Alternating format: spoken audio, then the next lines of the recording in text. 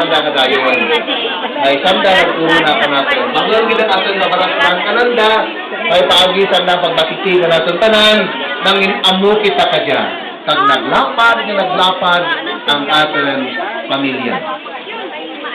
Gani, karon sa hapon man, pagkatapos ng ating nga workshop, kung pag-diskusyon ka na sari-sari ng mga grupo, may picture taking. Allah!